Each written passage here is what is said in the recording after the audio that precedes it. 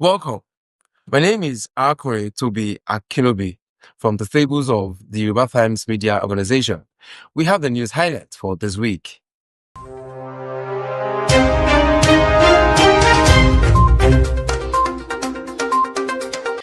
Ilaje communities hail President Tinubu as Lagos-Calabar Coastal Highway brings hope to Yorùbá land.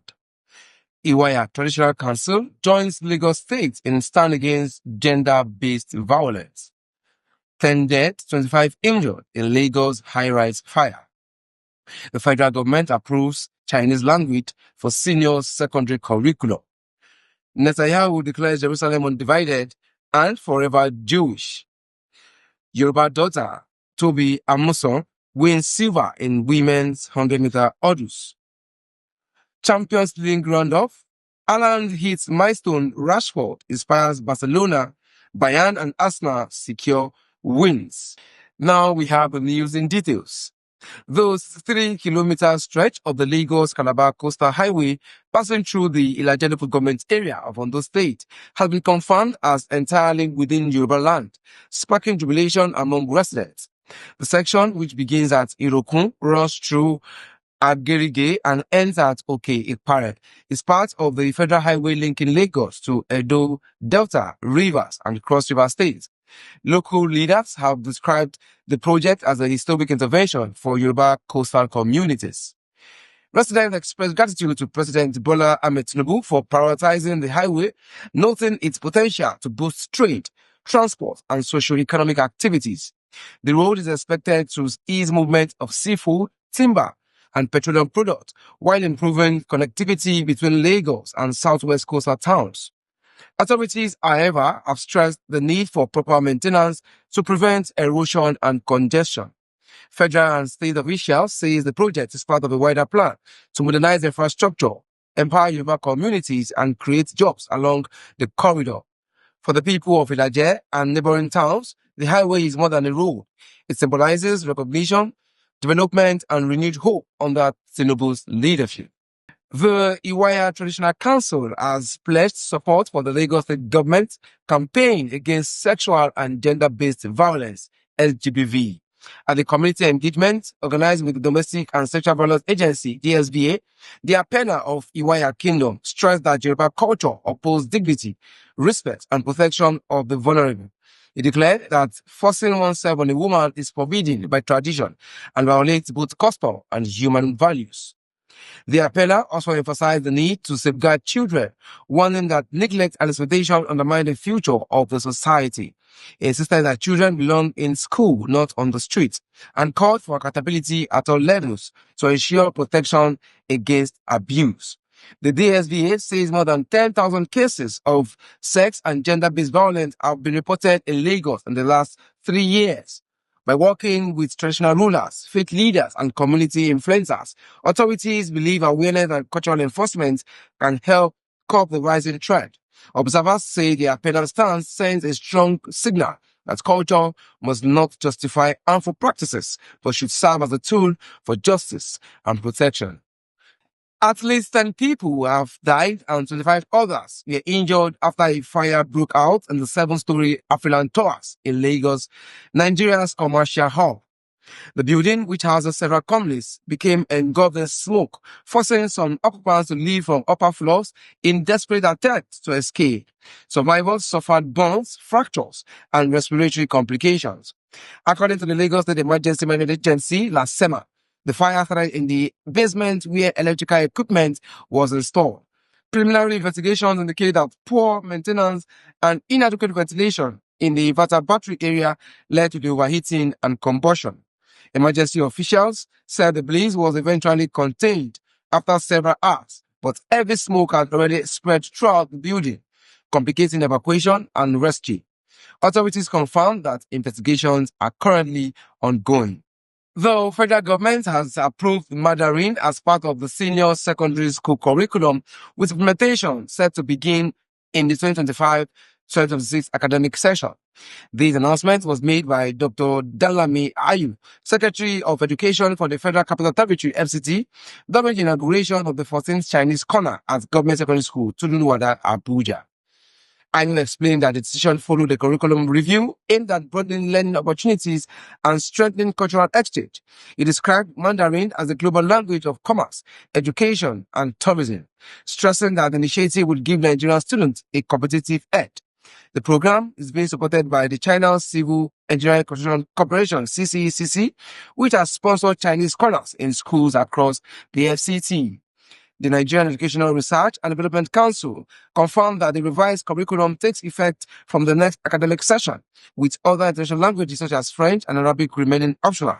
Officials from the Chinese embassy in Nigeria welcomed the move, describing it as a bridge for cultural and educational ties between both nations. The state of emergency, earlier declared in Rivers State, has been lifted with effect from midnight Wednesday, September 17, 2025. Governor Siminala Ifubara, his deputy, Dr. Ngozi Umar Odu, and members of the State House of Assembly are expected to resume their constitutional duties on Thursday, September 18, 2025. The emergency rule, which was declared by the president, came in response to heightened political tensions and security concerns in the state. The measure temporarily suspended the functions of the state executive and legislature, while federal authorities assumed control and governance and security operations. While with the lifting of the order, normal diplomatic structures in Rivers State will return, allowing the governor, deputy governor, and lawmakers to continue their respective mandates. Observers say the development signals a move towards political stability in the state. Those stakeholders have argued both the executive and legislature to work together in the interest of peace and good governance of the state.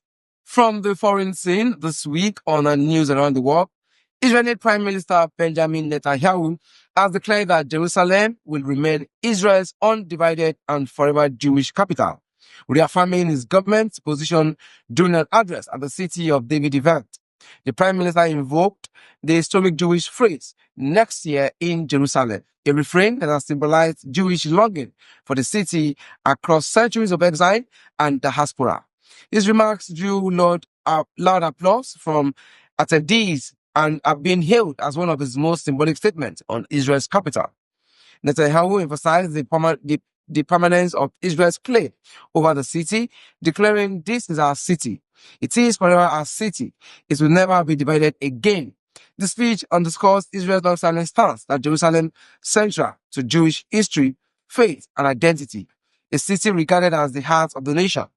By making the statement at the City of David, the Prime Minister sought to reinforce both historical legitimacy and contemporary political resolve. However, the declaration is expected to stir renewed debate over the contested status of Jerusalem, which remains one of the most sensitive issues in the Israel-Palestinian conflict. Palestinians continue to claim East Jerusalem as the capital of a future independent state, and international actors remain divided on the city's status. Netanyahu's remarks may further entrench divisions, even as they resonate deeply with Israelis and Jewish communities worldwide who view Jerusalem as the eternal and indivisible capital of the Jewish people. And in the world of sports for this week, Nigeria's spring sensation and Yorùbá daughter, Tobi has once again etched her name on the global stage, winning the silver medal in the women's 100-meter hurdles at the ongoing World Athletics Championship in Tokyo. Amuson, who hails from Ijebu-Ode in Ogun State, a proud daughter of Yorùbá heritage, clocked 12.29 seconds to finish second behind Olympic champion Jasmine Camacho Quinn of Puerto Rico.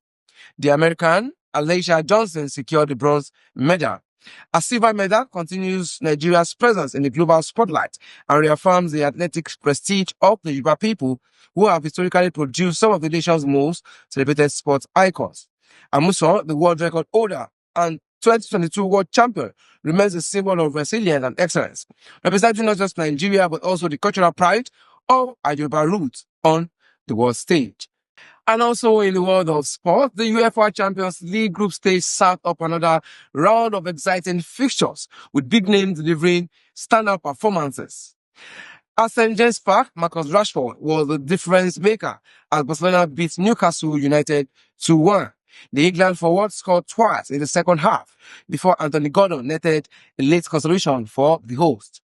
Elsewhere, Manchester City's Erling Haaland set a new record by becoming the fastest player to score 50 Champions League goals, achieving the feat in just 49 appearances as City defeated 10-man Napoli 2-0.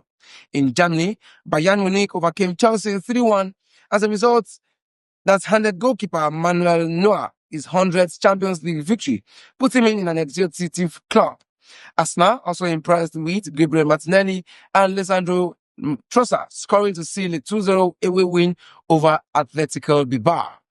Over matches saw Eintracht Frankfurt trounced Galatasaray 5-1. Sporting Lisbon eased past Kairat Almaty 4-1, while FC Copenhagen and Bayer Leverkusen played out a 2-2 draw. With the group stage taking shape, Europe's heavyweights are already making strong statements as they push towards the knockout round. And that is all we have for you this week on our news around the world. For more news and media updates, you can visit our pages on X and on Facebook at Yorùbá Times. And of course, you can visit our website at www.yorubatimes.com. See you next week.